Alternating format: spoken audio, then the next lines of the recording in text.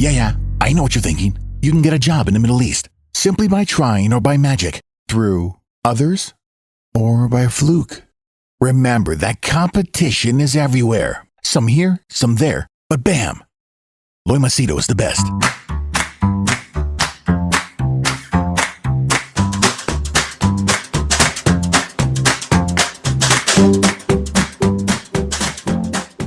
The first one that I want to highlight is what a BJP leader, as I would call him, he occupies a rather important position as a BJP member.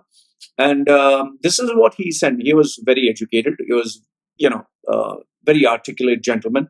He does a lot of good work. I didn't have any problems with him. I always tell people, if you have an opinion and we disagree on that and we can still talk to each other, that's great. So we disagreed on quite a number of things, but he was very civil. So what he did is he surprised me by sending me a couple of screenshots with regards to this lady who is the Princess Hind Faisal Al Qassimi. Now, she belongs to the Qassimi family. If you go to a Wikipedia page, it obviously states that she belongs to the Qassimi family. Now, what you need to understand is, with regards to the royal families, like let's say one person, he has, let's say a guy, he has 4 wives, or he has 5 wives, or he has how many ever X number of wives. Now, each of the wives will have X number of children. Let's say, you can have anything from 30 children among 4 wives to maybe even more than that.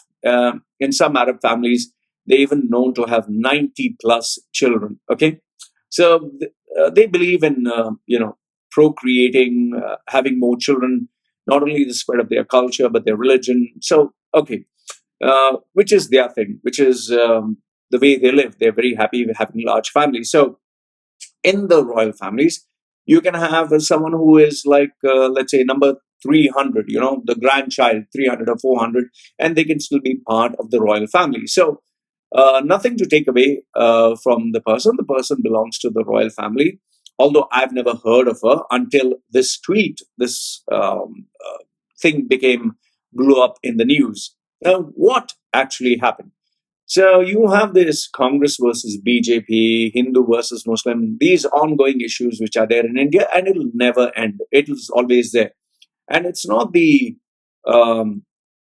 civil people or the educated ones. There are these idiots who, even if educated, they're still racist. Racism exists in every country, in every religion, in every form. As long as human beings are there, it'll always exist. People have their preferences. So you had this I don't know whether you can call it anti-Muslim, but you had issues highlighting Muslims in a negative light, and especially with regards to, Muslims praying together in large numbers, especially with this virus. So they were highlighted by the, pro-Hindu supporters, just as the Muslim supporters highlighted Hindus meeting together in large numbers and praying. So, this was this mudslinging that was going on. So the mistake that took place was when Indians who reside in the Middle East countries, which are Arab countries, which are Muslim countries, started forwarding, sharing, and liking posts which portrayed Muslims in a negative light. Now, when they started to do this, what other Twitter users started to do is highlight these people, and not only highlight them, but hashtag or tag the Dubai police, hashtag, influential decision makers. And that is where action started to take place. And what was the action? People started to lose their jobs. People started to get terminated. Warning shots were fired. And you even had coverage in the Gulf News in relation to Islamophobia. Now, Islamophobia is a term that is being used. Like, if anyone criticizes anything about Islam, even a bad idea, immediately people say it's Islamophobic. Okay, so they hide behind this term. So you can have anything about Islam, anything, whether it's good, bad, ugly. Immediately, if you criticize, it's called Islamophobia. Okay, so highlighting that, a lot of non-Muslims got penalized for this. And in retaliation to this, you had Hindu supporters in UAE, Hindu supporters in India. They said, fine, we'll also highlight these issues where, say, Muslims are speaking bad about, uh, let's say, Hindus. Okay. So now this has been going back and forth, and Prince Hind, I don't know whether her name is Princess because it's not normal to call someone Princess. In UAE, there's nobody who's called Princess so and so. They're just called, whatever their name is. So maybe her name is Sheikha, whatever. But, then again, I've never heard anyone. This is me, okay? I've never met anyone who's called King Abdullah or in UAE or Princess so and so. Okay. So this lady, Princess, whatever, her name is Princess, and whatever, she started putting out messages or tweets. What happened to India? Where is all that love? And she started, putting holier than thou kind of posts like, Mandela, Gandhi, Martin Luther says, whatever, and this and that. Okay, fine, which is good. I don't have any issues and problems with that.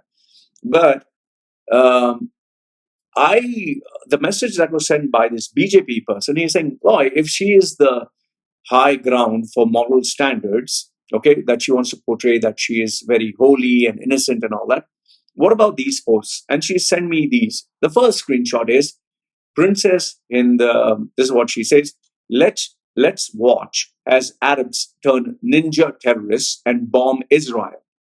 Okay. So she is saying, let's watch Arab turns into a ninja and bomb Israel. After all, they've learned from their best neighbor an example. So does this stand for peace?